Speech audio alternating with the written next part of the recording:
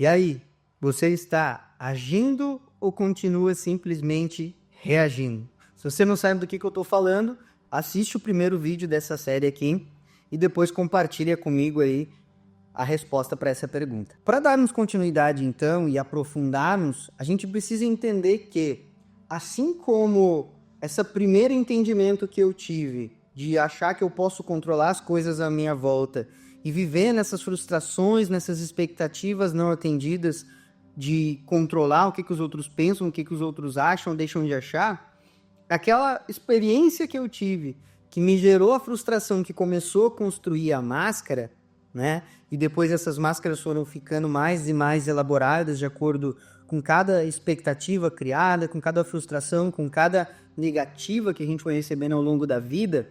É super importante a gente entender que a nossa percepção da realidade, o que eu entendo do que as coisas acontecem, ela é moldada por camadas de filtros de percepção da realidade. Uma das camadas é as experiências vividas, como essa que gerou ali um aprendizado que eu aprendi a me emburrar. Então eu gosto de trazer um exemplo que é, imagina que você está caminhando na rua e de repente você é assaltado por um rapaz que ele chega com um casaco ali, com um capuz vermelho e ele encosta uma arma em você ali, ele assalta, rouba teu telefone, enfim, rouba teu tênis e, né, você tem aquela experiência traumática. Em um outro determinado momento, você está caminhando na rua com um amigo.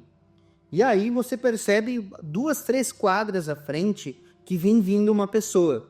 E essa pessoa está com um capuz vermelho também. Mesma forma da pessoa que ele assaltou. E aí você fala para o seu amigo assim, vamos atravessar aqui, vamos fazer esse outro caminho, vamos alterar a rota.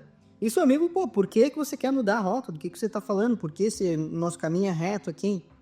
E aí você pode comentar assim, você não está vendo aquele cara vindo lá? Ele, que cara vindo aonde? Lá, aquele cara. E aí o seu amigo, tô vendo, mas o que tem aquele cara vindo lá, né? Não entendendo nada. Você fala, aquele cara vai nos assaltar, ele pode querer nos assaltar. E você já está desesperado ali para sair correndo. E o seu amigo não está entendendo nada, achando que você está maluco e talvez até debochando da sua cara pelo seu desespero de fugir daquela situação. Isso acontece porque no momento que o seu cérebro notou lá longe que vinha alguém vindo com características semelhantes à da experiência do assalto, ele já entrou no sinal de alerta, tanto que a pessoa estava distante e ele já percebeu, enquanto seu amigo nem percebeu que essa pessoa estava vindo lá, porque ele viveu experiências diferentes.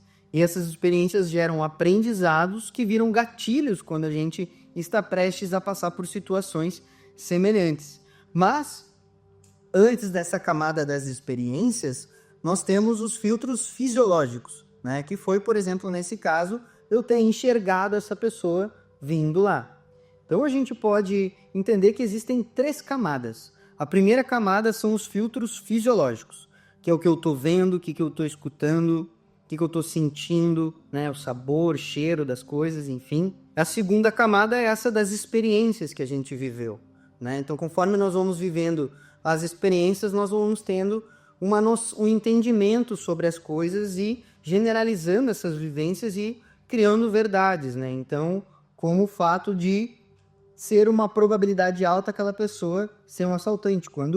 Se a gente for olhar estatisticamente falando, dados, a probabilidade é baixíssima, mas na sua cabeça ela é gigantesca, ela é quase que 100% de certeza que aquela pessoa vai lhe assaltar. E a terceira camada é o ambiente, é a cultura. Então, por exemplo, uma pessoa que foi criada em determinada religião, frequentando determinados lugares, ela tem uma camada de percepção da realidade. Uma outra pessoa que foi criada dentro de uma outra religião, dentro de um outro ambiente, ela já tem uma percepção totalmente diferente. Então eu pego 2 pessoas de religiões diferentes e elas olham para o mesmo símbolo, esse símbolo vai ter interpretações totalmente diferentes para cada uma delas, porque a cultura que ela foi criada é diferente. Por exemplo, você já viu aquelas mulheres que usam umas argolas no pescoço e o pescoço vai ficando cada vez mais comprido? As mulheres têm um pescoço desse tamanho, assim, comprido, com um monte de argola. Vou botar uma imagem aqui para você ver. Eu lembro quando eu vi essa imagem aí no Globo Repórter, no Fantástico, não lembro, enfim, quando eu era criança, que chamou muita atenção. Ela usa aquilo no pescoço. Quanto mais comprido é o pescoço dela, mais bonita ela é, mais atraente ela é. dentro daquele ambiente, dentro daquela cultura, isso faz total sentido. Dentro do ambiente que eu fui criado, não faz sentido nenhum aquilo, ou aquilo ser um sinônimo de beleza, né? Então, eu tenho a camada da cultura do ambiente, que começa a moldar a minha percepção da realidade, depois as experiências que eu vivi, e depois a fisiológica. Então, por exemplo, uma águia que tem uma visão de longo alcance, ela tem uma percepção e um foco da realidade totalmente diferente do que eu tenho.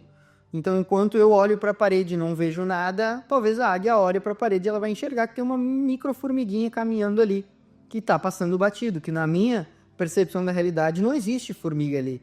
Mas se eu colocasse uma visão de águia aqui, eu veria uma noção já totalmente diferente da realidade. Então, esses filtros de percepção da realidade moldam a nossa visão. Então, pensa só como é louco, né? Quando duas pessoas começam a discutir sobre algo que está totalmente embasado nos filtros de percepção da realidade de cada um. Eu gosto muito de usar como exemplo um casal que resolve morar junto. Então, um casal jovem resolve morar junto. E aí, nessa decisão de morar junto, o cara tá sem tempo, tá muito na correria, mas tá super afim de casar também, ali de juntar as coisas. Não vai junto com a namorada que vai olhar apartamentos, enfim, para eles poderem se mudar. E ela vai visitar um apartamento que ela acha incrível, que ele é espaçoso, que ele é bacana, que ele tem uma boa localização, e ela fica super empolgada com aquilo. E aí ela agenda um dia para que o namorado possa ir lá olhar o apartamento junto. O namorado chega e ele entra no apartamento e ele acha o apartamento pequeno. E ele nem fala nada, mas só de notar a expressão facial dele, ela já vê que ele não ficou tão feliz quanto ela com aquele apartamento. E na cabeça dela já começa a rodar um filme, né? Pô, ele não gostou, ele não quer morar comigo, eu sabia que ele ia achar uma desculpa. E na verdade ele achou pequeno o apartamento, e isso foi a expressão dele, porque ele foi criado a vida inteira numa fazenda, numa casa de 300 metros quadrados. E ela foi criada num apartamento de 20 metros quadrados. E o apartamento em questão é um apartamento de 60 metros quadrados, que para ela é 3 vezes maior do que o ambiente que ela foi criada. Para ele é muito menor. Ele morava numa fazenda, numa casa de mais de 300 metros quadrados. Ele vai achar um cubículo um apartamento de 60 metros quadrados. Mas isso faz com que a percepção dela sobre o apartamento ser espaçoso esteja errada? Não, faz total sentido dentro do mapa de mundo dela, dentro da realidade dela. Assim como faz sentido ele achar pequeno também. Mas o que é o fato? O fato é que é um apartamento de 60 metros quadrados.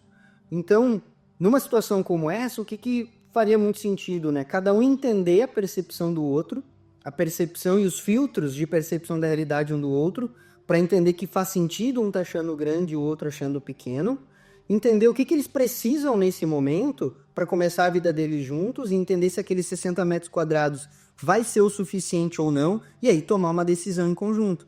Mas geralmente o que é que vai acontecer? Ela vai achar que a reação dele é porque ele não quer morar junto, e já vai começar a falar um monte de coisa, ele já vai ficar estressado, já vai xingar, e já vai retrucar. E talvez, ao invés de começar uma vida feliz juntos e construir uma família e ter uma história maravilhosa, a relação acabe ali mesmo, simplesmente por uma ignorância de não entender que a forma que o outro enxerga a realidade, o mapa de mundo do outro, ele é diferente porque o ambiente que cada um foi criado, a cultura que cada um foi criado, as experiências de vida que cada um vivenciou, mais os filtros fisiológicos fazem com que cada pessoa tenha um entendimento único sobre o mundo, sobre como as coisas são.